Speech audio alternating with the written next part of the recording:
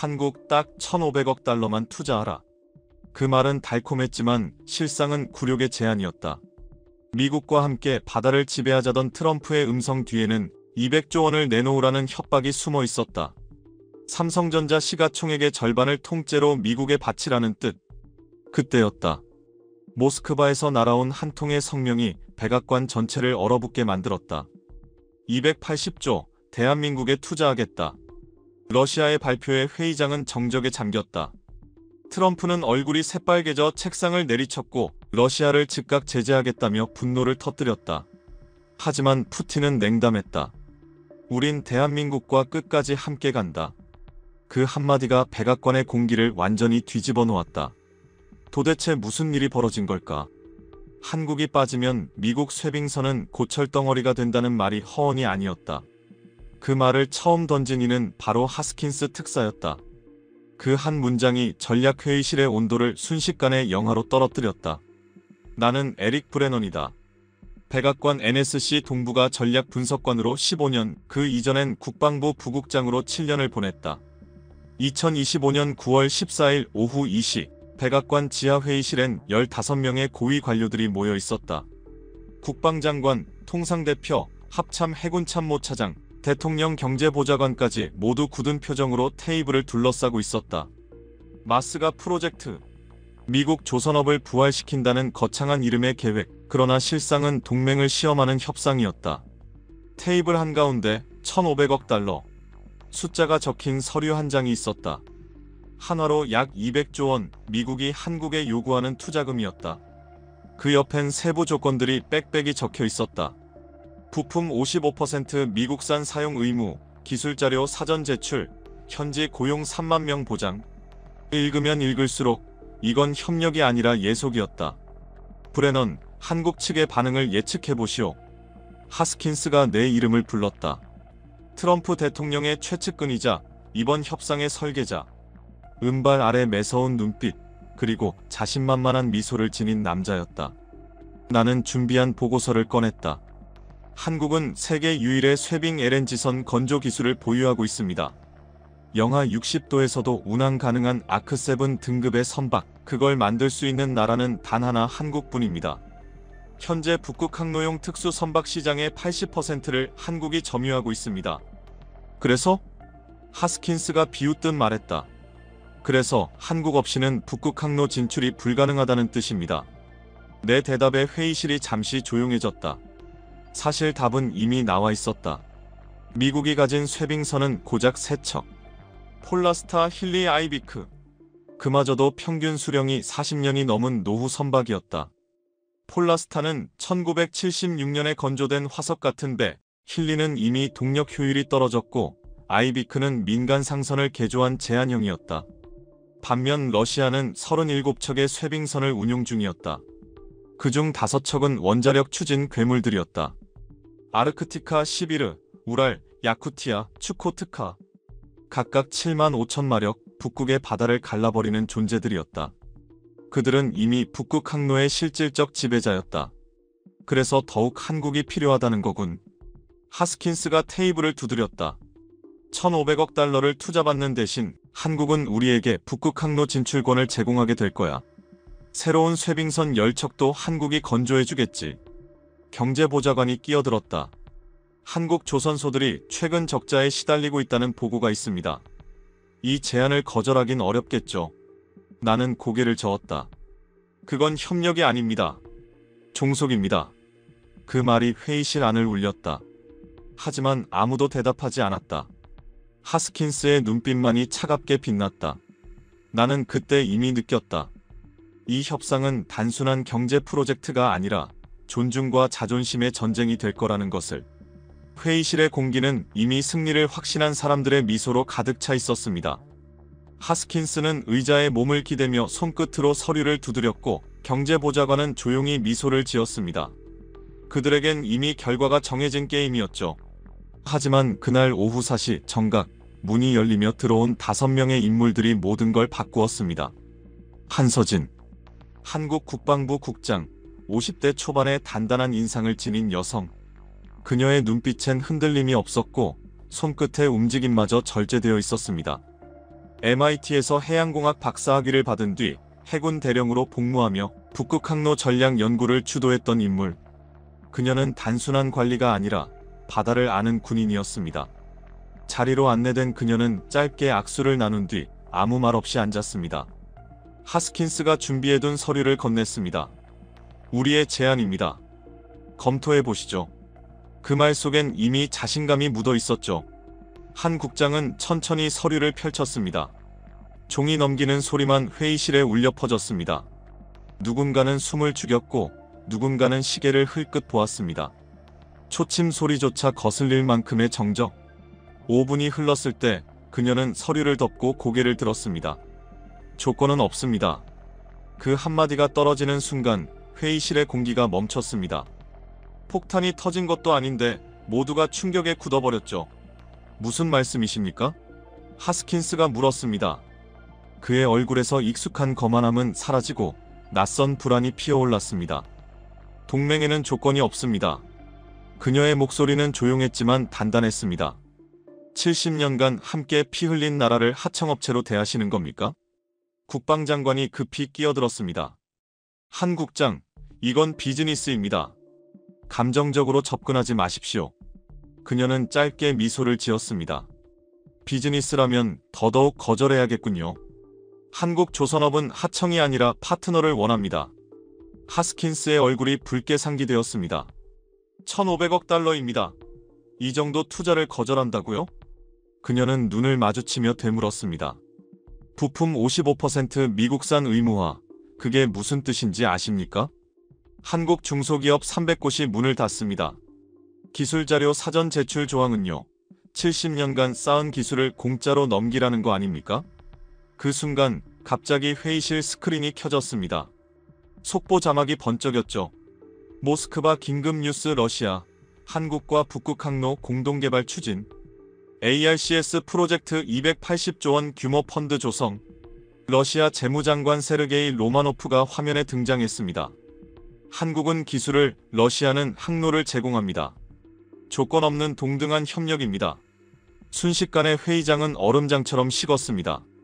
하스킨스의 얼굴이 굳어졌고 경제보좌관은 입술을 깨물었습니다. 이건 협박입니까? 미리 짜고 온 겁니까? 하스킨스가 외쳤습니다.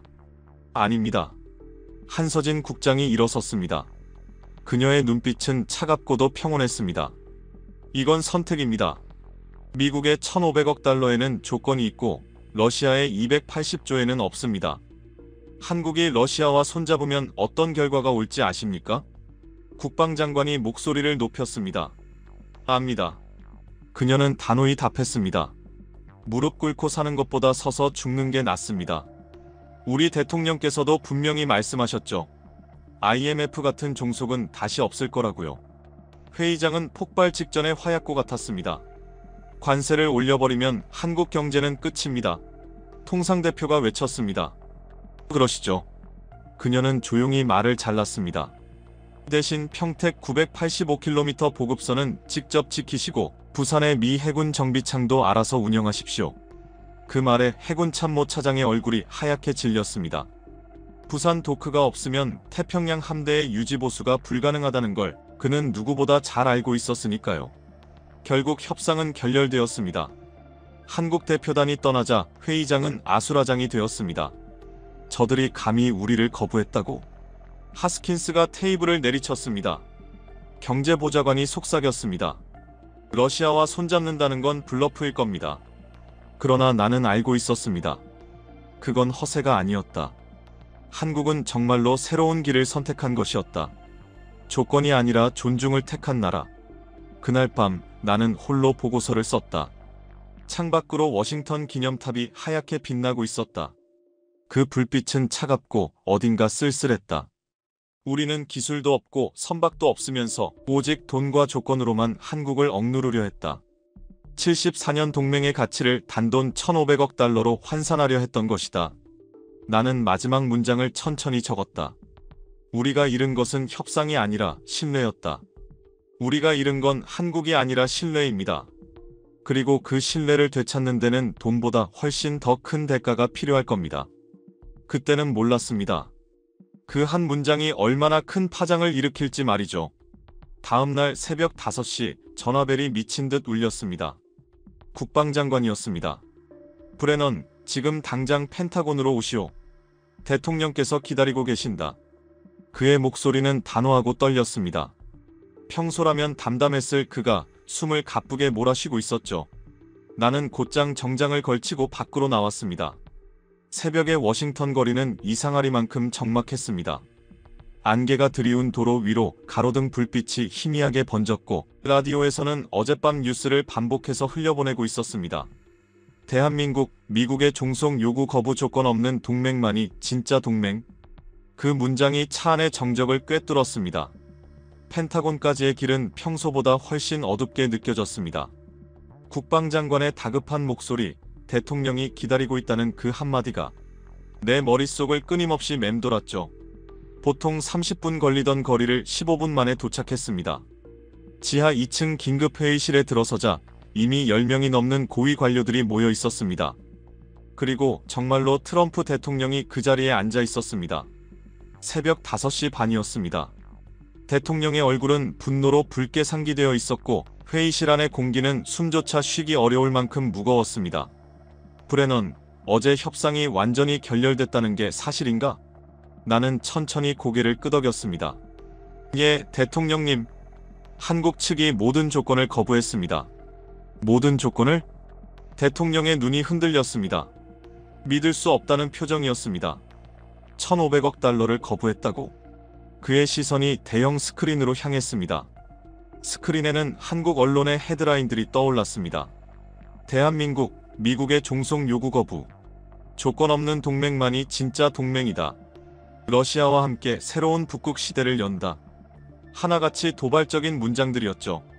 대통령의 표정은 점점 굳어갔습니다. 280조 원이라. 통상보좌관 제임스 밀러가 보고서를 넘기며 혀를 찼습니다. 러시아가 그런 돈을 어디서 구한다는 겁니까? 지금 경제 제재받는 나라 아닙니까? 북극 자원입니다. 나는 준비해온 자료를 펼쳤습니다. 야말 반도에만 천연가스 매장량이 16조 리터 이상입니다. 연간 수익으로 환산하면 300조 원이 넘습니다. 그리고 북극해 대륙붕에는 원유 약 900억 배럴이 매장되어 있는 것으로 추정됩니다. 회의실은 숨소리조차 들리지 않았습니다. 숫자가 가진 무게가 모두의 표정을 굳게 만들었죠. 러시아가 진심이라는 걸 그때 모두가 깨달았습니다. 하스킨스가 주먹으로 테이블을 내리쳤습니다. 커피잔이 덜그럭거리며 흔들렸습니다. 이건 배신이야. 70년 동맹을 하루아침에 팔아넘긴 거라고. 정확히는 74년입니다. 에스퍼 국방장관이 차분히 정정했습니다. 1950년 한국전쟁에서 시작된 동맹이니까요. 대통령이 손을 들어 그를 제지했습니다. 지금 그게 중요한 게 아니야. 어떻게 대응할 건지가 문제지. 대형 스크린에 북극 지도가 켜졌습니다. 국방장관이 레이저 포인터를 들어 설명을 시작했습니다. 보십시오. 북극 항로가 완전히 열리면 아시아에서 유럽까지의 거리가 40% 단축됩니다.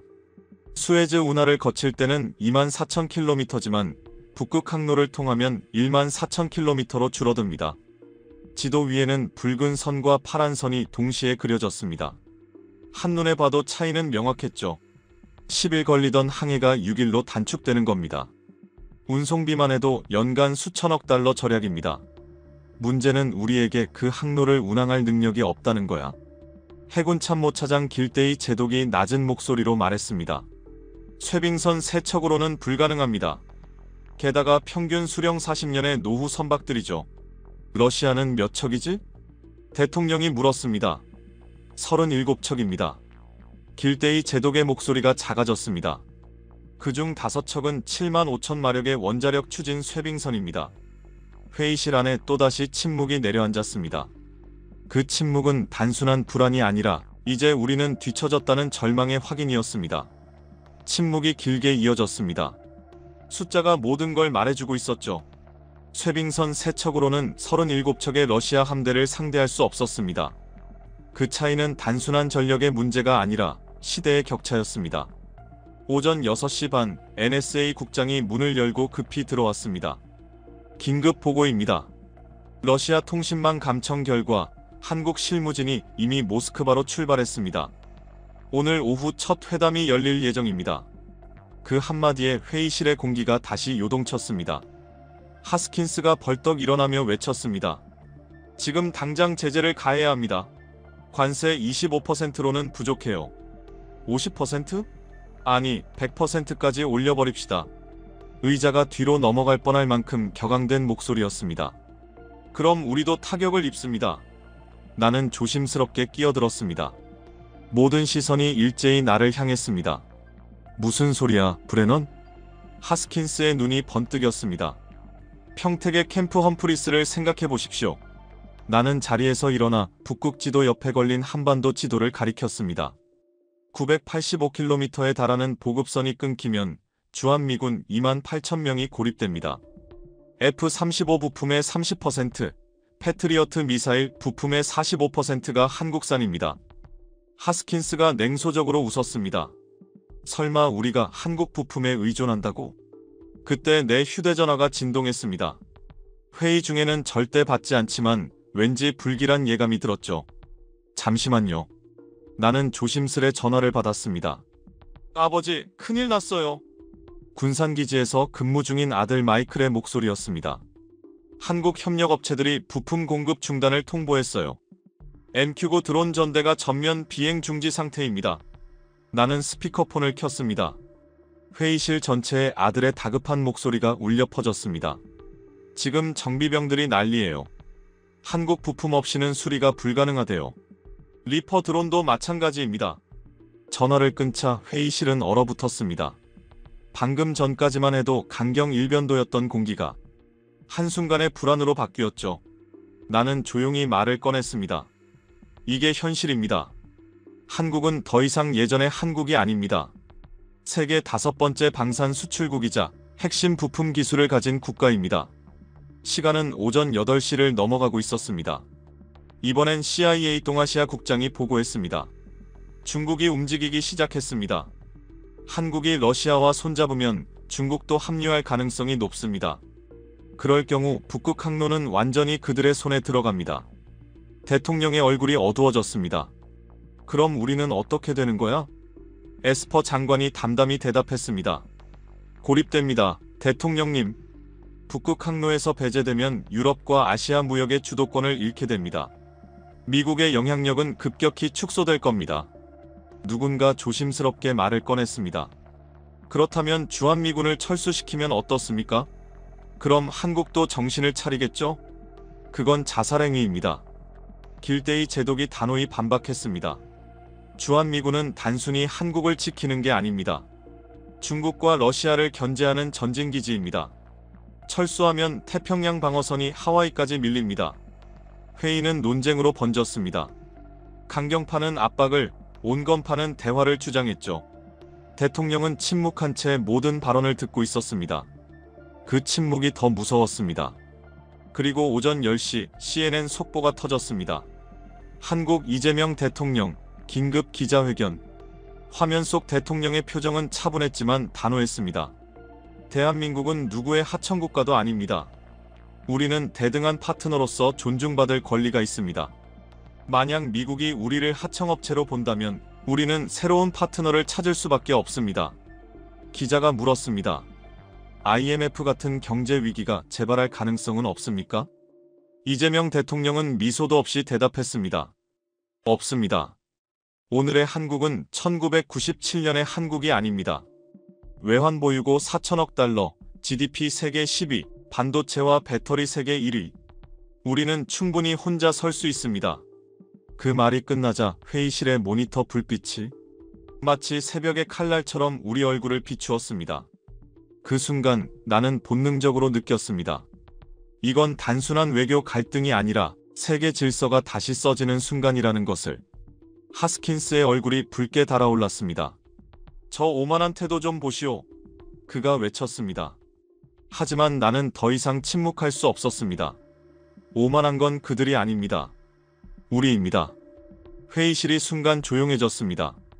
1,500억 달러로 한국의 자존심을 살 수 있다고 생각한 우리가 진짜 오만했던 겁니다.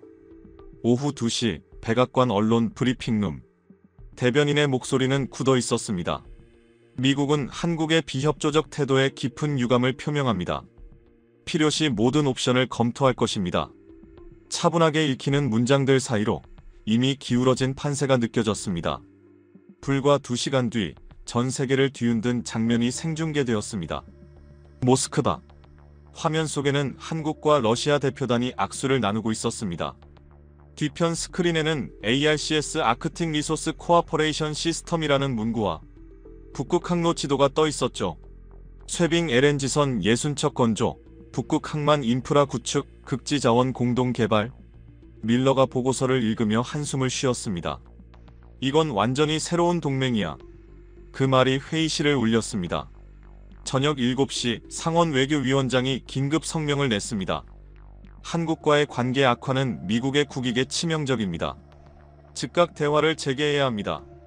그러나 백악관은 이미 다른 카드를 꺼내 들었습니다. 내일 국방부 기자회견을 엽니다. 하스킨스의 입가에 냉소가 번졌습니다. 주한미군 단계적 감축 계획을 발표할 겁니다. 그럼 한국도 현실을 깨닫겠죠. 나는 불길한 예감을 지울 수 없었습니다. 그건 압박이 아니라 자충수였습니다. 밤이 깊어가던 11시, 부산에서 또 다른 소식이 전해졌습니다. 미 해군 제7함대 소속 구축함 2척이 부산 MR로 도크에 들어갔다는 보고였습니다. 정비 기간은 원래 2년이었지만 한국 기술진이 6개월로 단축시킬 수 있다고 했죠. 길대의 제독이 낮게 말했습니다. 이게 무슨 뜻인지 아십니까? 한국이 우리 해군력의 생명줄을 쥐고 있다는 겁니다. 새벽 2시 회의는 끝났습니다. 하지만 결정된 건 아무것도 없었습니다. 나는 홀로 사무실로 돌아와 보고서를 마무리했습니다. 우리는 힘으로 모든 걸 해결할 수 있다고 믿었다. 하지만 한국이 보여준 건 존중받지 못하면 떠날 수 있다는 용기였다. 그리고 그 용기는 러시아의 280조 원 제안으로 보상받았다. 마지막 줄에 나는 이렇게 적었습니다. 압박의 끝은 굴복이 아니라 결별일 수도 있다. 우리가 잃은 것은 한국이 아니라 74년의 신뢰다. 창밖으로 워싱턴의 새벽이 밝아오고 있었습니다. 그러나 그 빛은 희미했고 미국의 앞날은 어둡게만 느껴졌습니다. 그때까지만 해도 아무도 몰랐습니다. 부산에서 벌어질 충격적인 사건이 모든 판세를 완전히 바꾸게 될 줄은. 나는 군용기에 올랐습니다. 구름 아래로 동해가 은빛으로 펼쳐져 있었죠. 국방장관은 전날 밤 나에게 명령했습니다. 브레넌, 직접 가서 확인하고 와. 부산에서 무슨 일이 벌어지고 있는지 알아야겠어. 2025년 9월 20일 오전 9시 부산 MR로 도크에 도착했습니다. 정문에 들어서자 이상한 기운이 느껴졌습니다. 평소보다 훨씬 많은 인원들이 분주하게 움직이고 있었죠. 그리고 눈앞에 믿을 수 없는 광경이 펼쳐졌습니다. 거대한 도크 3곳에 미 해군 함정들이 줄지어 있었습니다. 알레이버크급 구축함 2척, 타이콘데로가급 순양함 1척. 모두 건조된 지 30년이 넘은 노후함이었습니다. 하지만 뭔가 달랐습니다. 죽어가던 고철 덩어리들이 새 생명을 얻고 있었죠. 에릭 브레넌 분석관님이시죠? 뒤에서 낯선 목소리가 들렸습니다. 한국 해군 소령이 다가와 거수 경례를 했습니다. 저는 김진호 소령입니다. 안내를 맡았습니다. 김 소령을 따라 도크 안으로 들어갔습니다. 용접 불꽃이 사방으로 튀었고 수백 명의 기술자들이 일사불란하게 움직이고 있었습니다. 그들의 얼굴에는 피로 대신 자부심이 서려 있었죠. 저기 보이시나요? 김 소령이 손가락으로 한 함정을 가리켰습니다. USS 존 맥케인입니다. 2017년 충돌 사고 이후 제대로 수리되지 못했던 함정이죠. 나는 말없이 그 거대한 함체를 바라봤습니다. 녹이 쓴 철판과 용접 불빛이 교차하는 그 장면에서 나는 문득 이런 생각이 들었습니다. 이곳이야말로 진짜 동맹이 다시 태어나는 자리일지도 모른다.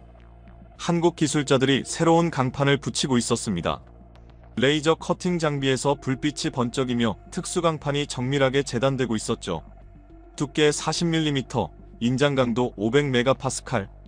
그건 단순한 철판이 아니라 자존심이었습니다. 원래 미국에서 수리하려면 얼마나 걸립니까? 내가 물었습니다. 김진호 소령이 주저없이 답했습니다. 7년입니다. 순간 귀를 의심했습니다. 부품 조달만 2년, 실제 수리에 5년이 걸립니다. 하지만 여기서는 2년이면 충분합니다. 그의 말은 담담했지만 그 안엔 확신이 깃들어 있었습니다. 7년이 2년으로. 그것도 더 완벽하게. 믿기 어려웠습니다. 그때 옆에서 작업하던 미군 정비병 한 명이 다가왔습니다. 믿을 수 없죠? 저도 처음엔 그랬어요. 그는 이등병 주마 마르티네즈였습니다. 한국 기술자들은 마치 예술가 같아요. 강철을 다루는 손길이 정말 섬세하거든요. 그의 눈빛에는 진심 어린 존경이 담겨 있었습니다. 그 순간 도크 반대편에서 굉음이 울렸습니다. 거대한 선체가 천천히 물에 닿고 있었죠. 선수에는 큼지막한 글자가 새겨져 있었습니다. KPOLAR1. 저게 뭡니까? 내가 묻자 김소령이 자랑스럽게 대답했습니다. 세계 최초의 아크7 플러스 등급 쇠빙 LNG선입니다. 영하 70도에서도 운항 가능한 괴물이죠. K폴라원이 천천히 물 위로 떠올랐습니다. 18만 톤급 거대한 선체가 마치 바다의 고래처럼 우아하게 움직였습니다. 선수의 강철 곡선은 완벽했고 얼음을 깨며 나아갈 준비가 되어 있었습니다. 이중 선체 구조에 아지포드 추진 시스템이 탑재되어 있습니다. 360도 회전이 가능하죠. 얼음 속에서도 자유롭게 움직일 수 있습니다. 김소령이 설명을 이어갔습니다. 시운전 보시겠습니까? 그의 제안에 나는 고개를 끄덕였습니다. 관제탑으로 올라가자 수십 명의 외신 기자들이 이미 자리를 잡고 있었습니다. CNN, BBC, NHK 전 세계의 카메라가 하나의 배를 향해 있었습니다. 오전 10시 정각, K폴라원의 엔진이 깨어났습니다. 25,000마력 쌍발 엔진의 굉음이 바다를 울렸습니다. 엄청난 물보라가 일었고 그 순간 나는 압박과 자존심의 차이를 온몸으로 느꼈습니다. 저 배 한 척이면 북극 항로를 연중 운항할 수 있습니다. 김소령이 말했다. 러시아가 원하는 게 바로 저겁니다. 사실 미국도 필요하죠. 그제야 깨달았습니다. 이게 진짜 힘이었습니다. 돈이 아니라 기술, 압박이 아니라 실력. 그때 김소령이 누군가를 가리켰습니다. 저기 오는 분이 마크 덜릴 대령입니다. 주일미 해군사령부에서 파견된 분이죠. 덜릴 대령은 헐레벌떡 다가와 나에게 태블릿을 건넸습니다. 화면에는 미 해군 함정 297척의 정비 현황이 표시되어 있었습니다. 그중 80%가 긴급 정비 필요 상태. 미국 조선소에서 처리하려면 15년이 걸린다고 적혀 있었습니다. 그런데 부산에서는 5년이면 전부 가능합니다. 덜릴 대령의 목소리는 떨렸습니다. 회생률도 87%, 미국의 60%보다 훨씬 높습니다. 도크 아래를 내려다보았습니다. 한국 기술자들이 점심도 거른 채 용접선을 따라 움직이고 있었습니다. 미군 정비병들도 그 옆에서 열심히 배우고 있었죠. 언어는 달랐지만 손짓과 눈빛으로 서로 통했습니다. 한 한국 기술자가 젊은 미군에게 용접 기술을 보여주는 장면이 인상 깊었습니다. 불꽃 속에서 두 사람의 그림자가 겹쳐졌습니다. 마치 스승과 제자 같았습니다. 이상하지 않습니까? 내가 덜릴 대령에게 조용히 물었습니다. 우리가 1,500억 달러로 압박하던 그 순간에도 한국은 이렇게 우리 함정을 고쳐주고 있습니다. 덜릴 대령은 잠시 말을 잃더니 고개를 들었습니다. 그게 동맹이니까요. 조건이 붙으면 거래지만 이건 진짜 동맹입니다. 그의 말이 바다의 굉음 속으로 천천히 사라졌습니다. 그 순간 나는 처음으로 알았습니다. 우리가 진정으로 잃은 것이 무엇이었는지를. 그건 돈도 배도 협상이 아니라 존중이었습니다.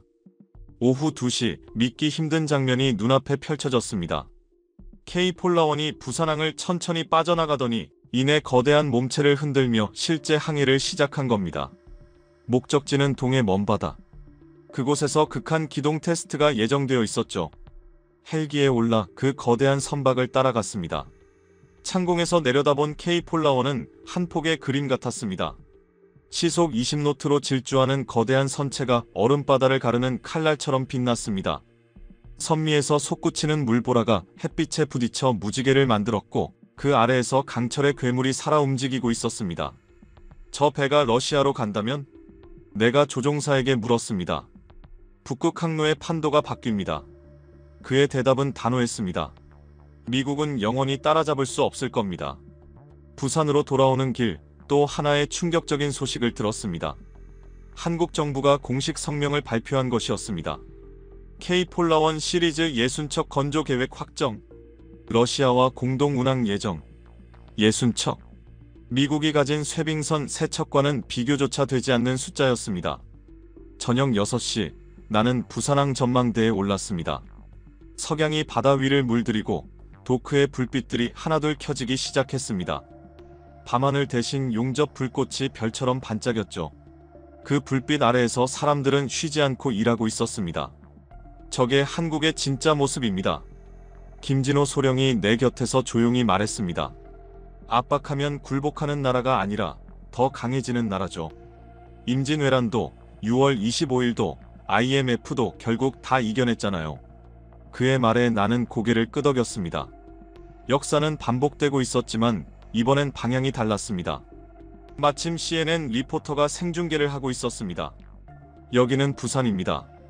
미국이 1,500억 달러로 압박하던 동안 한국은 조용히 미래를 만들고 있었습니다. 저 불빛들이 증명합니다. 진짜 힘은 돈이 아니라 기술이라는 것을. 밤 9시, 나는 워싱턴으로 돌아가는 비행기에 올랐습니다. 이륙하는 순간 창밖으로 부산의 야경이 끝없이 펼쳐졌습니다. 도크의 불빛들이 바다에 반사되어 2배로 빛나고 있었죠. 그 광경을 보며 나는 노트북을 열었습니다. 부산에서 본 것은 단순한 조선소가 아니었다. 미래의 패권이 만들어지는 현장이었다. 한국은 미국의 압박에 말로 대응하지 않았다. 실력으로 조용히 증명했다. 그들이 만든 K-폴라원은 단순한 배가 아니다. 새로운 시대의 선언문이다. 그때 전화벨이 울렸습니다. 하스킨스였습니다. 브레넌, 거기서 뭘 봤나? 진실을 봤습니다. 진실? 우리가 한국을 잃으면 태평양도 잃고 북극도 잃습니다. 한동안 전화 저편에서 아무 소리도 들리지 않았습니다. 이내 들려온 건 깊은 한숨뿐이었죠. 보고서를 빨리 올려. 하스킨스의 목소리엔 더 이상 오만함이 없었습니다. 그 자리를 대신한 건 막연한 불안이었습니다. 비행기 창밖으로 검은 태평양이 펼쳐졌습니다. 그 어딘가에서 K-폴라원이 항해하고 있을 겁니다. 북극을 향한 인류의 새로운 첫걸음. 그러나 나는 알고 있었습니다. 워싱턴으로 돌아가면 또 다른 폭풍이 기다리고 있다는 걸. 다음 날 아침 예상치 못한 일이 벌어졌습니다. 마스가 협약서 전문이 언론에 유출된 겁니다. 2025년 9월 22일 오전 6시 뉴욕타임스 일면 헤드라인이 세상을 뒤흔들었습니다. 미국 한국을 경제 식민지로 만들려 했다. 사무실 전화가 동시에 울리기 시작했습니다. 하스킨스였습니다.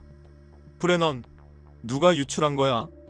그의 목소리엔 분노가 가득했지만 나는 아무 말도 할 수 없었습니다. 이미 늦었죠. 협약서 전문은 순식간에 전 세계로 퍼졌습니다. 트위터에선 분당 10,000건이 넘는 관련 트윗이 쏟아지고 있었습니다. CNN, BBC, NHK 모든 방송이 미국의 오만을 다루기 시작했습니다. 오전 8시 나는 CNN 생중계를 켰습니다. 서울 국회 외교통일위원회 청문회가 시작되고 있었죠. 그곳 증인석에는 다시 한번 한서진 국방부 국장이 앉아 있었습니다. 그녀의 표정은 단호했습니다. 그리고 나는 깨달았습니다. 이제 이야기는 끝난 게 아니라 지금부터가 진짜 시작이라는 것을. 핸드폰 화면에 하스킨스라는 이름이 떴습니다. 나는 잠시 숨을 고르고 통화 버튼을 눌렀습니다. 브레넌, 지금 상황이 뭐야? 목소리는 긴장으로 떨리고 있었습니다. 대통령 담화가 시작됐습니다. 나는 화면을 보며 답했습니다.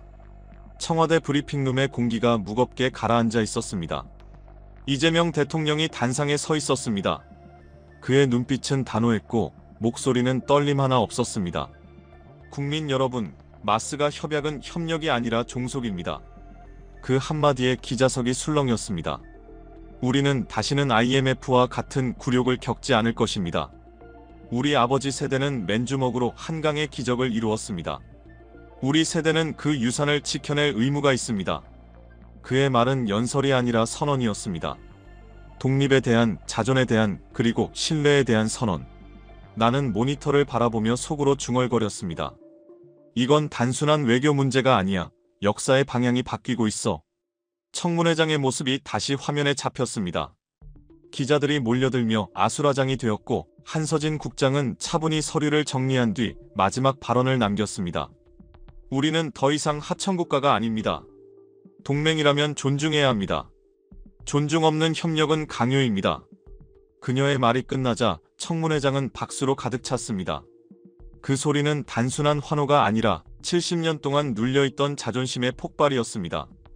같은 시각 CNN은 긴급 속보를 내보냈습니다. U.S. 코리어 얼라이언스 페이서즈 히스토릭 리프트. 미한 동맹, 역사적 균열 직면.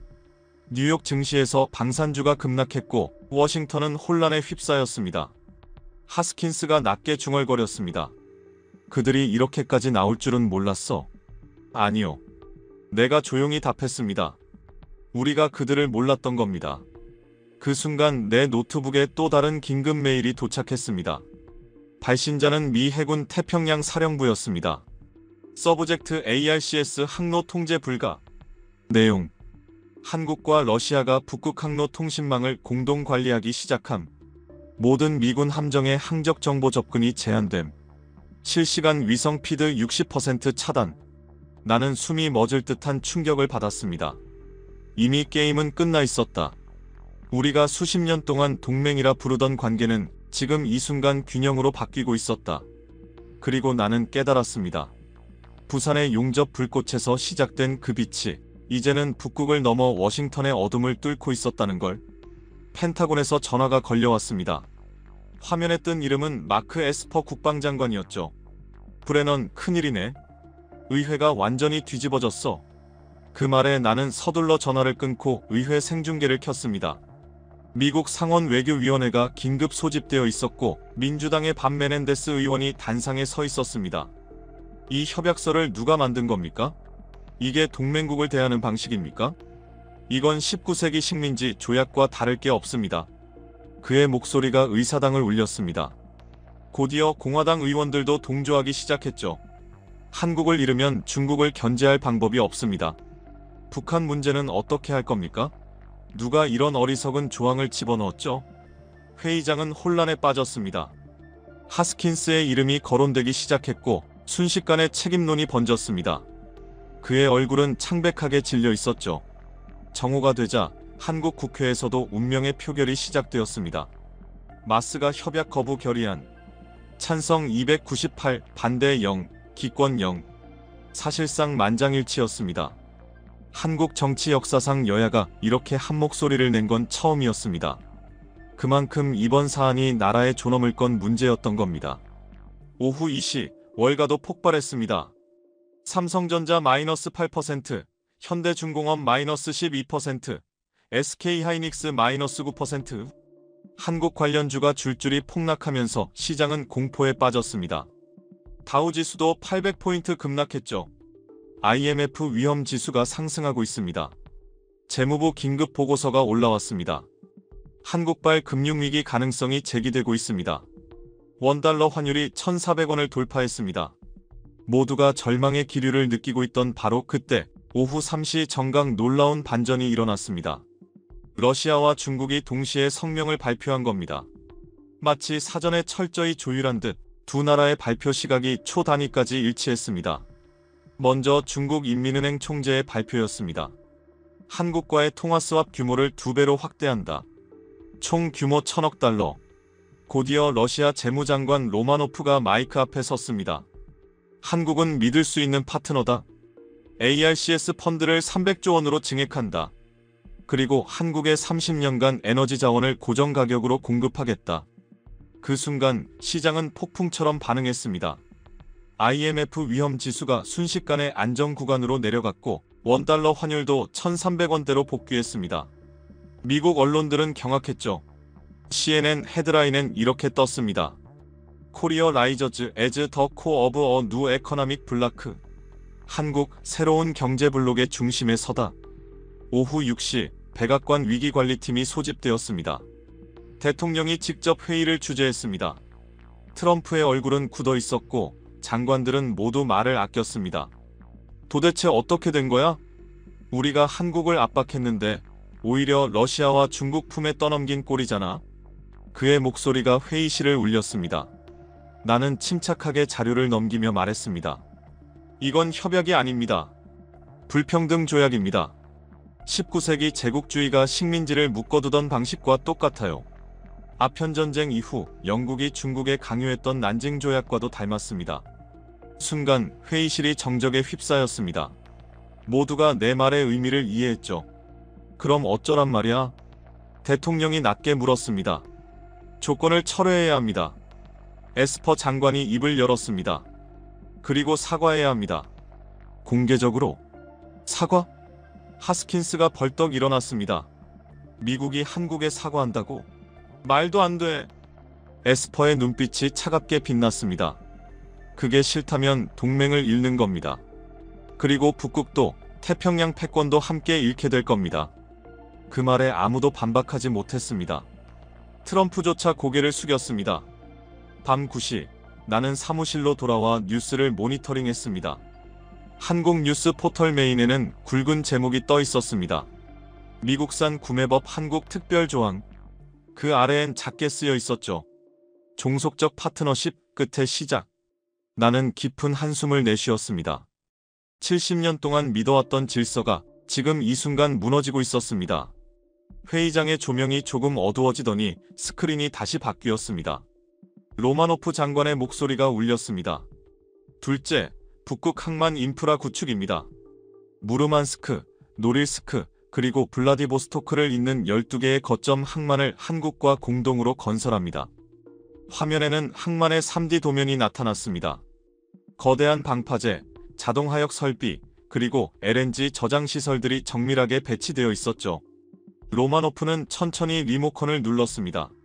셋째, 극지자원 공동개발입니다. 한국은 기술을, 러시아는 자원을 제공합니다. 양국은 향후 30년간 북극 LNG와 히토류 채굴 이익을 55로 나눕니다. 기자석이 술렁였습니다. 로이터, AFP, CNN 기자들이 서로를 바라보며 노트북을 두드렸죠.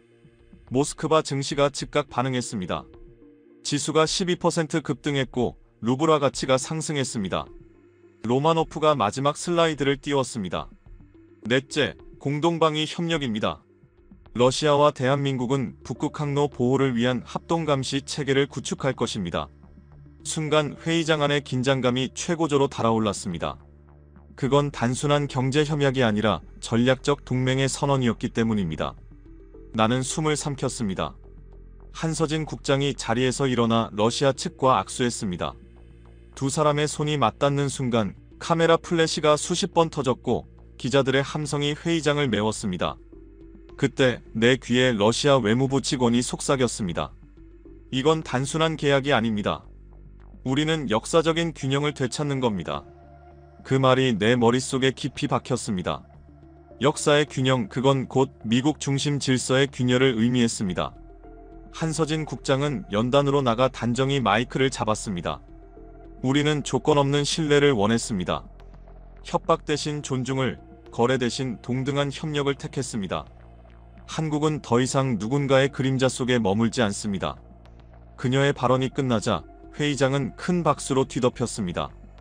그 소리는 단순한 외교 행사장의 박수가 아니었습니다. 74년간 미국의 뒷전에서 묵묵히 쌓아온 기술과 자존의 결실이 터져나오는 소리였습니다. 로마노프가 자리로 돌아오며 나지막이 말했습니다. 브레넌 씨, 보셨죠? 당신들이 1,500억 달러로 묶으려 한 나라가 이제 280조로 세계를 묶고 있습니다. 나는 아무 말도 할 수 없었습니다. 그저 북극 지도가 떠있는 스크린을 바라볼 뿐이었죠. 그 위에는 붉은 항로가 부산에서 시작되어 북극의 얼음을 뚫고 무르만스크까지 뻗어 있었습니다. 이건 단순한 선이 아니었습니다. 세계 질서의 새로운 경계선이었습니다. 기자들의 질문이 쏟아졌습니다. 이 협정은 미국을 자극하지 않습니까? 로마노프는 미소를 지으며 답했습니다. 우리는 누구를 자극하려는 게 아닙니다. 다만 존중받기를 원하는 국가와 손을 잡은 것뿐입니다. 그 말이 회의장에 울려 퍼졌습니다. 나는 그 순간 워싱턴이 아니라 모스크바가 신뢰의 언어를 먼저 이해했다는 사실을 절감했습니다. 행사가 끝난 후 기자들이 빠져나가고 나는 홀로 남았습니다. 붉은 샹들리에 불빛이 천천히 꺼지고 대리석 벽에 걸린 러시아 국장이 은빛으로 반사되었습니다. 나는 노트북을 열고 마지막 문장을 썼습니다. 우리는 한국을 잃은 게 아니라 시대를 잃었다. 그리고 그 시대의 이름은 ARCS였다. 밖은 눈이 내리고 있었습니다. 모스크바의 차가운 공기 속에서 역사는 조용히 방향을 바꾸고 있었습니다. 회의장 안이 마치 숨을 멈춘 듯 고요해졌습니다. 로마노프 장관이 손짓하자 스크린 위에 6개의 붉은 점이 하나씩 찍혔습니다. 무르만스크, 아르한겔스크, 딕손, 티크시, 페벡, 그리고 블라디보스토크. 그의 목소리가 천천히 이어졌습니다. 각 항구에는 최신식 스마트 항만 시스템, 자동화 크레인, LNG, 저장시설, 그리고 인공지능 기반 물류 네트워크를 구축할 것입니다. 화면이 전환되자 북극 항로 전체가 실시간 시뮬레이션으로 그려졌습니다. 수백 대의 컨테이너선이 얼음바다 위를 항해했고 부산 무르만스크라는 푸른 선이 세계 지도 위를 가로질렀습니다. 셋째, 극지 에너지 공동개발입니다. 로마노프가 버튼을 누르자 야말 반도가 클로즈업 됐습니다. 광대한 설원 아래로 매장된 천연가스와 원유의 수치가 떠올랐죠. 천연가스 16조 입방미터, 원유 900억 배럴. 우리는 이 자원을 한국과 함께 개발할 것입니다. 수익은 정확히 5대5로 나눕니다. 찰칵찰칵. 기자들의 카메라 셔터가 쉴 새 없이 터졌습니다. 이건 단순한 거래가 아니었습니다. 새로운 경제블록, 새로운 세기의 질서가 탄생하는 순간이었죠. 로마노프가 잠시 말을 멈췄습니다. 그의 눈빛이 방안을 훑었습니다. 그리고 마지막으로 가장 중요한 점이 있습니다. 순간 회의장은 숨소리조차 들리지 않을 만큼 조용해졌습니다. 조건이 없습니다. 그 한마디에 폭발적인 웅성거림이 터져나왔습니다. 통역기를 통해 흘러나오는 각국 기자들의 탄성이 회의장을 메웠습니다. 우리는 부품 비율을 강요하지 않습니다. 기술 자료를 요구하지 않습니다. 고용 조건을 내세우지도 않습니다. 우리가 원하는 건 오직 하나, 파트너십. 그것도 대등한 파트너십입니다. 이방 쿠즈네프 북극개발부 장관이 자리에서 일어섰습니다. 현재 러시아는 쇠빙선 37척을 운용 중입니다. 화면에 거대한 원자력 쇠빙선단의 위용이 나타났습니다. 그러나 LNG 운송 능력은 부족합니다. 그 점을 메워줄 유일한 기술이 한국에 있습니다. 이어 에너지부 장관이 발언했습니다. 러시아는 30년간 연간 2천만 톤의 천연가스를 고정 가격으로 공급하겠습니다. 시장가보다 30% 저렴하게. 순간 회의장 전체에서 감탄이 터졌습니다. 이건 단순한 경제적 이익을 넘어 에너지 안보까지 포괄하는 전례 없는 제안이었습니다. 질문 받겠습니다. 로마노프가 말하자 CNN 기자가 손을 들었습니다. 이렇게 거대한 프로젝트를 정말로 조건 없이 진행한다는 게 가능한가요? 로마노프가 미소를 지었습니다. 조건이 없다는 뜻은 존중이 유일한 조건이라는 의미입니다. 우리는 한국을 하청이 아닌 동등한 파트너로 대합니다. BBC 기자가 물었습니다. 미국의 반응은 우려하지 않으십니까?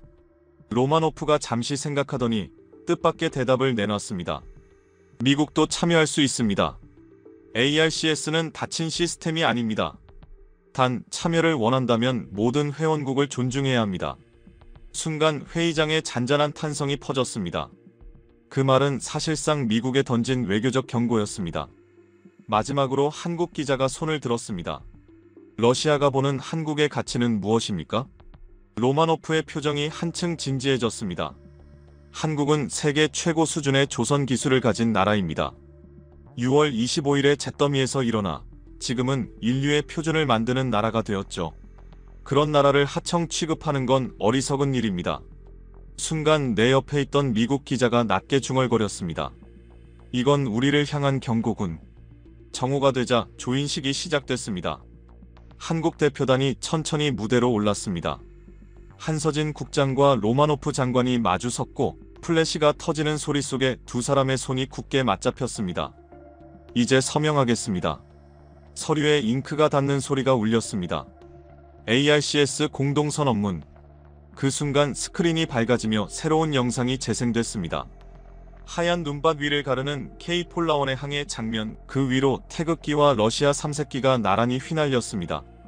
자막이 천천히 나타났습니다. 새로운 북극 시대의 개막. 회의장이 박수로 뒤덮였습니다. 나는 자리에서 일어나 그 장면을 바라보았습니다. 그 순간 확신했습니다. 우리가 잃은 건 단순한 동맹이 아니라 미래에 대한 주도권이었다는 것을. 에스퍼 장관이 페이지를 넘기자 회의실의 공기가 싸늘하게 얼어붙었습니다. 붉은 글씨로 적힌 제목이 눈에 들어왔습니다. 마스가 프로젝트 실패 시 파급 효과. 그 아래에는 굵은 글씨로 세 줄이 적혀 있었습니다. 한국 조선업과의 협력 단절 시 미 해군 작전 효율성 62% 하락.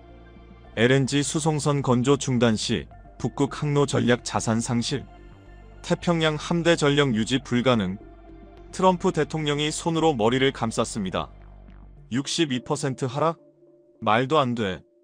에스퍼 장관이 조심스럽게 말을 이었습니다. 보고서는 현실적 수치를 반영했습니다. 현재 미국 내에서는 대형 선박 수리조차 가능한 조선소가 없습니다. 부산 MR로 도크가 막히면 태평양 함대는 사실상 정비 불능 상태가 됩니다. 회의실에 정적이 흘렀습니다. 모두의 시선이 바닥으로 떨어졌습니다. 누군가 낮게 속삭였습니다. 그럼 우리가 의존하던 건 돈이 아니라 한국이었군. 나는 그 말을 들으며 고개를 들었습니다. 그 순간 한서진 국장의 얼굴이 떠올랐습니다. 모스크바의 눈밭에서 그녀가 보여주던 미소. 그건 단순한 승리의 표정이 아니라 자존의 증명이었죠. 에스퍼 장관이 다시 보고서를 넘겼습니다. 주한미군 철수 시 한국 정부의 대응 예측. 그 아래엔 이렇게 적혀 있었습니다. 대한민국은 자주국방체제로 전환, 핵 추진 잠수함 및 극지 방위 네트워크 구축 예정. 대통령의 얼굴이 굳어졌습니다. 그럼 그들은 이미 우리 없는 세계를 준비하고 있다는 건가? 나는 천천히 고개를 끄덕였습니다. 예, 대통령님. 그들은 이제 우리를 필요로 하지 않습니다. 하스킨스가 자리에서 일어나 소리쳤습니다. 이건 반역이야. 70년 동맹을 이렇게 버릴 수는 없어. 하지만 아무도 대꾸하지 않았습니다. 그의 외침은 공허하게 회의장 벽에 부딪혀 메아리 쳤을 뿐이었죠. 에스퍼 장관이 낮은 목소리로 말했습니다. 이건 배신이 아닙니다. 신뢰의 결과입니다. 우리가 신뢰를 잃었고 그들은 신뢰를 얻었을 뿐입니다. 대통령은 한동안 아무 말도 하지 않았습니다. 창밖으로 새벽빛이 번져오고 있었죠. 그 빛은 평화로웠지만 회의실의 분위기는 무겁기만 했습니다. 브레넌. 트럼프 대통령이 나를 불렀습니다. 당신 생각은 어떤가? 나는 잠시 숨을 고르고 입을 열었습니다. 대통령님, 지금 우리가 잃은 건 한국이 아닙니다. 신뢰입니다. 그 신뢰를 되찾으려면 1,500억 달러로는 부족합니다. 우리가 버린 존중을 다시 배우는 데엔 훨씬 더 큰 대가가 필요할 겁니다. 회의실이 다시 조용해졌습니다. 모두가 나를 바라보고 있었죠. 나는 노트북을 덮으며 자리에서 일어섰습니다. 이제 한국은 하청이 아니라 역사의 주체가 됐습니다. 회의가 끝나고 밖으로 나오자 새벽 공기가 차가웠습니다. 펜타곤의 철문 너머로 여명이 피어나고 있었죠. 나는 하늘을 올려다보며 속으로 중얼거렸습니다. 모스크바의 눈보다 차가운 건 지금의 워싱턴이다. 그 순간 핸드폰 진동이 울렸습니다. CNN 속보였습니다. ARCS 공식 가동 한국과 러시아 첫 북극 공동 항로 개시. 그 한 줄의 헤드라인이 70년 미국 중심의 질서를 완전히 무너뜨리고 있었습니다. 회의장은 한순간 얼음처럼 굳어 있었습니다. 커들로가 읽던 보고서를 천천히 덮었습니다. 필라델피아, 샌디에이고, 메인주 바스 아이언웍스 세 곳의 조선소가 문을 닫게 됩니다. 일자리 5만 개가 사라집니다. 연관 산업까지 합치면 15만 개, GDP의 0.3%가 증발합니다. 그의 목소리가 점점 작아졌습니다. 모두가 이미 알고 있었죠. 이건 단순한 산업 문제가 아니라 국가 체계의 붕괴라는 걸. 국방장관이 조용히 스크린을 켰습니다. 붉은 그래프가 떠올랐고 그 곡선은 미국의 현실을 잔혹하게 보여주고 있었습니다. 한국 없이는 태평양 함대의 정비가 불가능합니다. 에스퍼 장관의 목소리가 무겁게 울렸습니다. 부산 MR로 도크를 대체할 시설이 없습니다. 그래프에는 구체적인 수치가 찍혀 있었습니다. 297척 중 240척 80%가 한국 정비 의존. 특히 항공모함, 이지스 구축함, 잠수함 등 핵심 전력의 90%가 한국 조선소를 통해 생명을 이어가고 있었죠. 트럼프 대통령이 한참 동안 숫자를 바라보다가 물었습니다. 대체 시설을 지으려면 얼마나 걸리나? 최소 7조 원, 기간은 6년입니다. 에스퍼의 대답은 절망적이었습니다. 그마저도 한국 수준의 기술력을 확보할 보장은 없습니다. 그때 문이 급히 열리며 폼페이오 장관이 뛰어들어왔습니다. 숨이 거칠게 올라오고 있었습니다. 각하 더 큰 문제가 생겼습니다. 그는 손에 들고 있던 새 보고서를 테이블 위에 펼쳤습니다. 한국의 러중 경제권 편입 시나리오. 붉은 글씨가 눈에 들어왔습니다. 한국이 러시아와 중국의 경제 블록에 완전히 편입되면 폼페이오가 숨을 고르며 말을 이었습니다. 동북아 질서가 완전히 뒤집힙니다. 미국은 아시아에서 고립될 겁니다. 그가 리모컨을 눌렀습니다. 스크린에 새로운 세계 지도가 나타났습니다. 붉은 선이 한국, 러시아, 중국, 그리고 북한까지 하나로 이어져 있었죠. 그 반대편엔 미국과 일본만이 고립된 푸른색으로 표시되어 있었습니다. 트럼프의 목소리가 낮게 떨렸습니다. 이게 현실이 된다면 우린 태평양 패권을 잃는 거군. 순간 회의실 안은 숨소리조차 사라졌습니다. 에어컨 소리만 희미하게 흘러나왔죠. 그때 내가 손을 들었습니다. 말씀드려도 될까요? 모두의 시선이 내게 쏠렸습니다. 나는 천천히 자리에서 일어나 말했습니다. 저는 모스크바 현장에 있었습니다. 러시아와 한국의 협력은 이미 시작됐습니다. 되돌릴 수 없습니다. 로마노프 장관과 한서진 국장이 서명하던 순간 새로운 시대가 열린 겁니다. 하스킨스가 얼굴을 찌푸리며 비꼬았습니다. 그래서? 이제 와서 어쩌자는 거야? 인정해야 합니다. 나는 단호히 말했습니다. 우리가 틀렸다는 걸. 회의실의 공기가 묵직하게 가라앉았습니다. 한국은 하청국가가 아닙니다. 그들은 이미 미국의 전략 중심에 있습니다. 이제 한국 없이는 아시아 전략 자체가 불가능합니다. 에스퍼 장관이 조용히 고개를 끄덕였습니다. 폼페이오도 두 손을 모은 채 나를 바라봤습니다. 나는 이어서 내 노트북을 열고 보고서의 마지막 페이지를 띄웠습니다. 화면에 내 문장이 선명히 떠 있었습니다. 우리가 잃은 것은 기술이 아니라 신뢰다. 신뢰는 돈으로 살 수 없고 압박으로 얻을 수도 없다. 오직 존중으로만 회복할 수 있다. 대통령은 한참 동안 그 문장을 바라보았습니다. 그의 손끝이 미세하게 떨리고 있었죠. 그래서 지금 우리가 해야 할 일은 뭐지? 에스퍼가 조용히 입을 열었습니다.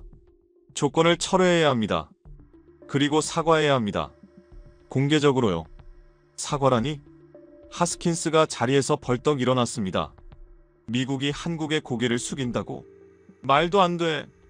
폼페이오가 그를 향해 돌아섰습니다. 그건 굴욕이 아닙니다. 잘못을 인정하는 겁니다. 그게 진짜 강대국의 태도입니다. 회의실은 다시 침묵에 잠겼습니다. 트럼프는 천천히 의자에 기대며 눈을 감았습니다. 그리고 낮게 중얼거렸습니다. 신뢰라. 우리가 잊고 살았던 단어군. 밖에서는 아침 햇살이 펜타곤 벽을 비추고 있었지만 그날 워싱턴의 공기는 여전히 무겁고 차가웠습니다. 그 순간 내 핸드폰이 울렸습니다. CNN 속보였습니다. ARCS 1호선 정식 출항 부산에서 북구까지 첫 항로 개시. 나는 조용히 화면을 껐습니다. 그리고 생각했습니다. 미국이 잃은 건 함대도 시장도 아니었다. 존중할 줄 아는 용기, 바로 그것이었다. 기자들의 플래시가 번쩍였고 펜타곤의 휘장이 걸린 연단 위로 에스퍼 국방장관이 천천히 걸어 나왔습니다. 그는 잠시 청중을 바라보다가 단호한 목소리로 첫 문장을 읽었습니다. 미국은 오늘 한 가지 중요한 사실을 인정합니다. 회의장은 숨죽인 정적에 휩싸였습니다. 한국은 비용이 아니라 파트너입니다. 그 짧은 한 문장이 전 세계로 생중계되었습니다. CNN, BBC, NHK, 심지어 러시아 타스 통신까지 동시에 번역 자막을 내보냈죠. 에스퍼 장관은 원고를 덮고 즉흥적으로 말을 이었습니다. 우리는 오랜 세월 동안 동맹을 거래처럼 다뤘습니다. 하지만 진짜 동맹은 돈으로 유지되지 않습니다. 존중으로 그리고 신뢰로 이어지는 겁니다. 한국은 그 사실을 우리에게 일깨워 주었습니다. 그의 말이 끝나자 회견장은 잠시 침묵했다가 박수로 터졌습니다. 한쪽 구석에 있던 참전용사단체 대표가 자리에서 일어나 격려를 했죠. 그는 1950년 한강 전투에 참전했던 노병이었습니다. 그의 눈가에 눈물이 맺혀 있었어요. 이제야 우리가 형제의 의미를 되찾았군. 그가 조용히 중얼거렸습니다. 회견이 끝나자 기자들의 질문이 쏟아졌습니다. 장관님, 구체적으로 어떤 조치가 있습니까? 에스퍼는 미소를 지으며 대답했습니다. 주한미군 감축 계획은 철회됩니다. 그리고 한국과의 새로운 공동위원회를 설립할 예정입니다. 이름은 한미전략 파트너십위원회입니다. 이제는 협력의 시대로 가야 합니다. 그 말은 단순한 선언이 아니었습니다. 미국이 처음으로 존중의 언어를 공식 문서에 새긴 순간이었죠. 나는 기자석 뒤편에서 그 장면을 지켜봤습니다. 손에는 아직 따끈한 내 보고서 사본이 들려 있었죠. 존중의 가치 계산법. 그 보고서는 이제 단순한 문서가 아니라 새로운 시대의 교과서가 되어가고 있었습니다. 저녁 8시, 백악관 앞 광장에는 사람들이 모이기 시작했습니다. 성조기와 함께 태극기를 흔드는 이들도 보였죠. 리스펙트 리빌드 트러스트, 존중이 신뢰를 세운다. 그 문구가 피켓 위에서 빛나고 있었습니다. 나는 펜타곤 창가에 서서 그 광경을 내려다봤습니다. 워싱턴의 밤하늘은 잔잔했지만 그 안에는 거대한 변화의 물결이 일고 있었죠. 한국 시간으로 다음 날 오전 9시, 서울 외교부 청사 앞에도 수많은 기자들이 모여 있었습니다. 한서진 국장이 단상에 올랐습니다. 한국은 환영합니다. 하지만 이것은 단순한 사과 이상의 시작이어야 합니다. 우리는 조건 없는 존중, 그리고 진정한 파트너십을 원합니다. 그녀의 목소리는 담담했지만 강했습니다. 그 말이 서울 하늘을 넘어 태평양 건너까지 울려 퍼졌습니다. 그날 밤 나는 마지막 보고서를 완성했습니다. 제목은 이렇게 썼습니다. 우리가 잃었던 것은 기술이 아니라 존중이었다. 그리고 그 존중이 돌아오는 순간 새로운 동맹은 다시 시작된다. 창밖으로 링컨 기념관의 불빛이 반짝였고 나는 그 불빛을 바라보며 조용히 중얼거렸습니다. 역사는 반복되지만 이번에는 다르게 끝날 수 있기를. 74년의 동맹이 마침내 진짜 파트너십으로 거듭나려는 그 새벽, 워싱턴의 하늘엔 오랜만에 평화의 별빛이 떠올라 있었습니다. 순간 회견장은 폭발하듯 술렁였습니다. 플래시 세례가 쏟아지고 통역기의 목소리가 여러 언어로 뒤섞였죠. 하지만 에스퍼 장관은 단 한 번도 시선을 피하지 않았습니다. 그는 굳은 표정으로 마이크를 잡고 말을 이었습니다. 우리는 한국을 통해 한 가지를 배웠습니다. 힘이란 상대를 누르는 것이 아니라 함께 일어서는 것입니다. 한국은 그 사실을 행동으로 보여줬습니다. 그의 목소리는 서서히 강해졌습니다. 지금 이 자리에서 미국은 한국과의 동맹을 새롭게 정의합니다. 이제 우리는 한미방위 조약을 넘어 한미미래 공동선언을 준비할 것입니다. 스크린에 새로운 문서 제목이 떴습니다. U.S. 코리어 퓨처 파트너십 데클러레이션. 밑에는 굵은 글씨로 이렇게 적혀 있었습니다. 이퀄 파트너십, 쉐드 퓨처. 기자들의 카메라 플래시가 번쩍였죠. NHK와 KBS 중계 화면에는 실시간으로 미국 한국의 공식 사과 새로운 미래 동맹 선언이라는 자막이 떠올랐습니다. 장관이 리모컨을 눌렀습니다. 화면에는 두 나라의 국기, 그리고 북극 항로를 가르는 K-폴라온의 영상이 흘러나왔습니다. 러시아와의 ARCS 프로젝트, 그 출발점은 한국이었습니다. 우리는 그 의미를 뒤늦게 깨달았습니다. 기술이 아니라 신뢰가 세계를 움직인다는 사실을. 그 순간 장관의 눈빛이 흔들렸습니다. 브레넌. 그가 잠시 내 쪽을 바라봤습니다. 우리 둘만이 알고 있었죠. 이 연설 한 줄 한 줄이 얼마나 치열한 고민 끝에 만들어졌는지를. 한국은 단순한 동맹이 아닙니다. 그들은 우리의 형제이자 스승입니다. 에스퍼 장관은 천천히 연단에서 내려왔습니다. 기자들의 박수 소리가 터져나왔습니다. 누군가는 울고 있었고 누군가는 놀라움의 말을 잃었습니다. 나는 숨을 깊게 들이마셨습니다. 이 장면을 역사가 기록하겠지. 생각이 스쳤습니다. 기자회견이 끝나자 CNN 앵커가 생방송으로 정리했습니다. 브레이킹 뉴즈 U.S. 어드미츠 이츠 미스테이크. 펜티간 캔설즈 트루프 위드 드로얼. 디클레즈 코리어 앤 이퀄 파트너. 백악관 내부도 술렁였습니다. 폴란드, 필리핀, 인도, 호주가 즉각 반응을 냈습니다. 우리도 한국식 협력 모델을 원한다. 미국이 존중을 배웠다. 그 문장이 헤드라인으로 퍼져나갔죠. 나는 회견장 뒤편에서 창밖으로 시선을 돌렸습니다. 펜타곤 앞 잔디밭에 태극기와 성조기가 함께 휘날리고 있었습니다. 그 깃발 사이로 햇살이 비치고 있었죠. 그 빛은 어쩌면 새로운 동맹의 시작을 알리는 신호 같았습니다. 그날 밤 나는 일기를 썼습니다. 2025년 9월 30일 미국은 드디어 존중이라는 단어의 뜻을 배웠다. 그리고 그 교사의 이름은 한국이었다. 그 소식을 들은 순간 장관은 고개를 떨구더니 잠시 아무 말이 없었습니다. 그리고 이내 작게 웃으며 중얼거렸죠. 드디어 첫걸음을 뗐군.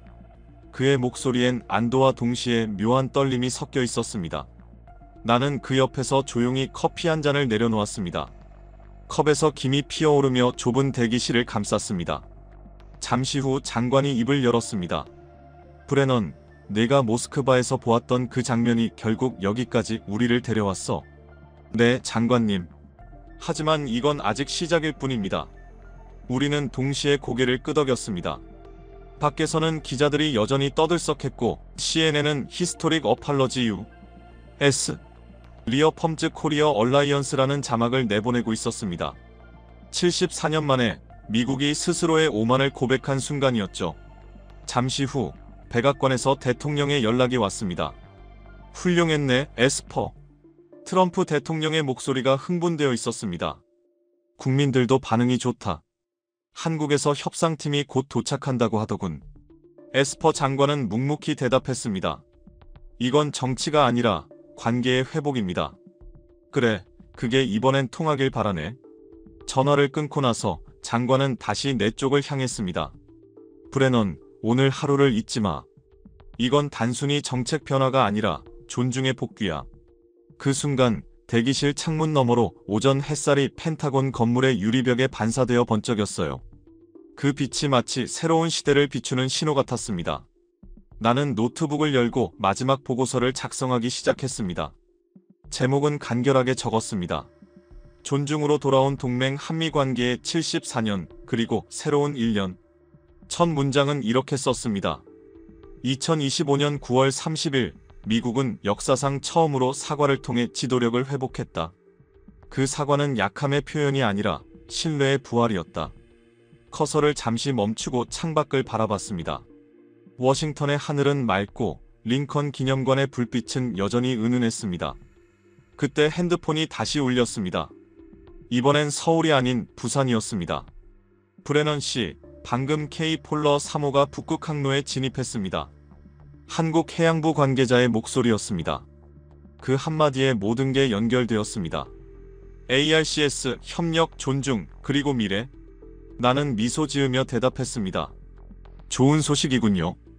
그 배가 단지 얼음을 깨는 게 아니라 세상에 얼어붙은 마음을 녹이고 있는 것 같습니다. 전화기를 내려놓고 보고서 마지막 문장을 썼습니다. 이제 동맹은 거래가 아니다. 그것은 신뢰의 항로 위에 떠있는 배와 같다. 오늘 그 배의 이름은 대한민국이다. 밤이 찾아왔지만 펜타곤의 창문 너머로는 여전히 불빛이 꺼지지 않았습니다. 역사는 그렇게 조용히 새로운 페이지를 넘기고 있었습니다. 그날의 새벽 공기는 유난히도 맑았습니다. 차가운 바람이 스쳤지만 그 속엔 묘한 따뜻함이 섞여 있었죠. 부두 맞은편에서 붉은 해가 천천히 솟아오를 때 그 빛 속으로 천천히 다가오는 거대한 선체가 보였습니다. K-폴라1. 얼음처럼 차가운 바다를 가르며 돌아온 거대한 쇠빙선이었습니다. 그 함체에 새겨진 태극 문양이 새벽 햇살을 받아 반짝였죠. 그 순간 평택항은 숨을 죽인 듯 고요해졌습니다. 무전기 너머로 선장의 목소리가 들려왔습니다. 평택항 관제소, 여기는 K-폴라1. 북극항로 시운전을 성공적으로 마치고 귀향합니다. 대한민국 만세. 그 한마디에 항구가 터져나갔습니다. 박수와 환호, 그리고 울음 섞인 함성. 서로 모르는 사람들이 부둣가에서 껴안고 울었습니다. 태극기와 성조기, 그리고 러시아 3세기가 함께 펄럭였죠. 그것은 단순한 귀향이 아니라 새 나라가 함께 써내려간 새로운 역사의 귀환이었습니다. 한서진 국장이 옆에서 말했습니다. 2달 전만 해도 이 장면을 상상도 못했죠. 그녀의 눈가에 눈물이 맺혀 있었습니다. 나는 고개를 끄덕이며 대답했죠. 상상은 못했지만 준비는 되어 있었던 것 같습니다. 배가 부두에 닿자 거대한 기적 소리가 울려 퍼졌습니다. 그 소리는 단순한 항만 신호가 아니었습니다. 74년 동맹의 새로운 시작을 알리는 승리의 기적이었습니다. 얼음 자국이 그대로 남은 선체는 마치 전쟁을 치르고 돌아온 전사 같았습니다. 러시아 대표단의 한 인사가 환하게 웃으며 말했죠. 수에즈 운하보다 40% 빠르고 연료는 38% 절감되었습니다. 이게 바로 북극 항로의 힘입니다. 그 말을 들은 순간 나는 문득 지난 한 달이 떠올랐습니다. 미국의 압박, 조건, 그리고 위기. 그 모든 걸 견뎌낸 한국은 굴복이 아니라 신념으로 승리한 나라가 되어 있었습니다. 한서진 국장이 내게 다가와 미소를 지었습니다. 브레넌 분석관님, 이제 미국도 함께할 수 있습니다. 조건이 아닌 존중으로 말이죠. 그녀의 말에 나는 고개를 끄덕였습니다. 그렇습니다. 어젯밤 백악관에서 최종 결정이 내려졌죠. 모든 불평등 조항이 철회되고 조건 없는 협력이 명문화된 새로운 협정이 준비 중이었습니다. 이제는 거래가 아니라 파트너십의 동맹이었습니다. 새벽 6시 거대한 18만 톤의 함체가 완전히 정박했습니다. 그 순간 하늘 위로 갈매기 떼가 일제히 날아올랐습니다. 그들의 날갯짓이 햇빛에 부딪혀 반짝이며 마치 새로운 시대를 축하하는 듯했죠. 선원들이 갑판 위에서 손을 흔들었습니다. 그들의 얼굴엔 지침이 아닌 자부심이 어려 있었어요. 그들은 단지 얼음을 뚫은 것이 아니었습니다. 역사를 다시 쓴 이들이었죠. 나는 가슴속으로 중얼거렸습니다. 이건 단순한 귀환이 아니다. 하나의 나라가 세계 질서의 중심으로 돌아온 순간이다. K 폴라원의 깃발이 천천히 펄럭였습니다. 그 바람은 북극에서 시작되어 이제 평택의 하늘을 넘어 워싱턴까지 닿을 듯 했습니다. 그리고 그날 동맹은 다시 태어났습니다. 돈이 아닌 신뢰로, 조건이 아닌 존중으로. 그녀의 말에 나는 아무 말도 할 수 없었습니다. 북극의 바람이 여전히 차가웠지만 가슴속에서는 묘한 뜨거움이 밀려오고 있었죠. 그때 브리지 창문 너머로 태양빛이 반짝이며 들어왔습니다. K 폴라원의 조타실은 마치 예술품 같았습니다. 정교하게 배치된 계기들, 손끝 하나로 제어되는 추진 시스템, 그리고 대한민국 기술이라는 이름이 곳곳에 새겨져 있었죠. 김철수 선장이 천천히 손으로 계기판을 쓸었습니다. 이건 단순한 배가 아닙니다. 그의 목소리는 낮았지만 묵직했습니다. 우리가 만든 건 바다 위의 기술이 아니라 미래를 향한 길입니다. 그 순간 브리지 밖에서 함성이 들려왔습니다. 평택 부두에 모인 시민들이 태극기를 흔들며 환호하고 있었죠. 아이들의 손에도 작은 깃발이 들려 있었고 그들의 눈빛은 두려움이 아니라 자부심으로 가득 차 있었습니다. 한서진 국장이 미소를 지으며 말했습니다. 우리가 가진 진짜 무기는 강철도, 엔진도 아니에요. 바로 사람입니다. 그리고 그 사람들을 믿는 마음이죠. 나는 고개를 끄덕이며 그 말을 곱씹었습니다. 그래, 결국 이 모든 걸 가능하게 한 건 신뢰였죠. 돈으로는 살 수 없는, 계약서에도 적히지 않는 가치. 그게 한국이 가진 가장 큰 힘이었습니다. 브리지에서 내려오자 부두 한편에서 기자들이 몰려들었습니다. CNN, NHK, BBC, 그리고 미국의 FX 뉴스까지. 세계의 언론이 모두 이 순간을 기록하고 있었죠. 한 기자가 내게 물었습니다. 브레넌 씨, 미국이 ARCS에 합류한 이유가 뭡니까? 나는 잠시 하늘을 올려다봤습니다. 그 위로 블랙이글 편대가 다시 한번 비행하며 태극 무늬의 연기를 그려냈습니다. 그 모습이 마치 하나의 답 같았습니다. 우리는 늦게 배웠지만 가장 중요한 걸 배웠습니다. 나는 천천히 대답했죠. 진짜 힘은 압박에서 나오는 게 아니라 존중에서 시작된다는 걸요. 기자들이 일제히 고개를 끄덕였습니다. 그 말이 스스로에게 하는 고백처럼 들렸거든요. 그날 오후 부두 옆 기념비 제막식이 열렸습니다. 검은 화강암에 금빛 글씨로 새겨진 문구가 있었죠. 2025년 10월 4일 얼어붙은 바다를 녹인 건 쇠빙선이 아니라 존중이었다. 나는 그 글귀를 오래 바라봤습니다. 북극의 바람이 스쳐 지나가며 머리카락을 흩날렸지만 그 바람 속엔 이제 냉기가 아닌 따뜻함이 깃들어 있었습니다. 그리고 마음속으로 이렇게 중얼거렸습니다. 이제 진짜 동맹이 시작됐다. 평택의 밤하늘이 불꽃으로 물들었습니다. 붉은, 파란, 흰 불빛이 번갈아 터지며 하늘 위에 거대한 태극 문양을 그렸죠. 그 옆에는 성조기와 러시아 3색기가 함께 떠올랐습니다. 그리고 마지막 순간 하늘에 또렷하게 떠오른 단어 RSPC 존중. 모두가 숨을 죽였습니다. 그 한 단어가 이 긴 여정을 설명하고 있었으니까요. 돈도 조건도 압박도 아닌 서로를 향한 존중. 그것이 얼어붙은 바다를 녹이고 무너졌던 신뢰를 되살렸으며 동맹의 의미를 다시 세운 진짜 힘이었습니다. 나는 조용히 부두 끝으로 걸어갔습니다. 멀리 K폴라원이 부드럽게 흔들리고 있었어요. 그 거대한 선체는 불빛을 받아 황금빛으로 빛나고 있었죠. 마치 승리의 트로피처럼, 그리고 인류가 함께 만들어낸 존중의 상징처럼 보였습니다. 그때 한 노인이 내게 다가왔습니다. 주름진 손으로 모자를 벗으며 인사했죠. 나는 6월 25일 참전 용사요. 미군과 함께 싸웠지. 오늘 이 광경을 보니 진짜 동맹이 뭔지 이제 알겠네. 그 말에 가슴이 먹먹해졌습니다. 74년 전 피로 맺은 동맹. 하지만 이제는 존중으로 이어진 동맹이 되어 있었죠. 나는 그날 밤 마지막 보고서를 작성했습니다. 한국은 굴복하지 않았다. 일제강점기에도, 6월 25일 전쟁에도, IMF 위기에도, 그리고 이번에도 마찬가지였다. 미국의 1,500억 달러 압박에도 굴복하지 않고 오히려 더 강해져서 돌아왔다. 창밖으로 평택항의 불빛들이 바다에 반사되어 별처럼 반짝이고 있었습니다. 그 빛은 단순한 항구의 조명처럼 보이지 않았어요. 마치 새로운 시대가 막 열린 것을 알리는 신호 같았습니다. 한서진 국장이 내게 다가와 조용히 물었습니다.